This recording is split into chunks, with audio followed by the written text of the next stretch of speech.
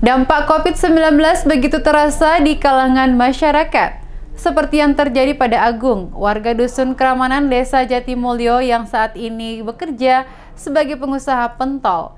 Ia rela berkeliling untuk menjual pentolnya, membuat Satgas TMMD berkenan untuk mengunjunginya.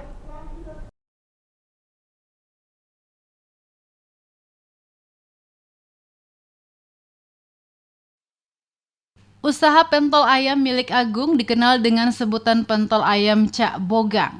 Sementara ini, usahanya sudah berjalan selama 4 bulan. Sebelum memulai usaha pentol, Agung bekerja di Surabaya.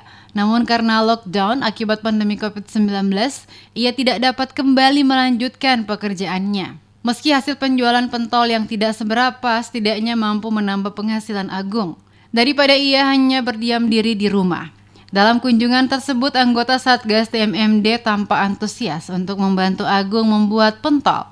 Dulunya kerja di bangunan di Surabaya, karena ada lockdown terus pulang nggak balik bikin pentol.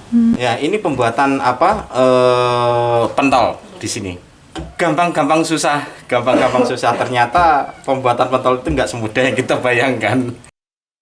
Merasa cukup kesulitan, namun Kopral 1 dan Minto senang karena selain dapat membantu Agung, ia juga dapat belajar bagaimana membuat pentol.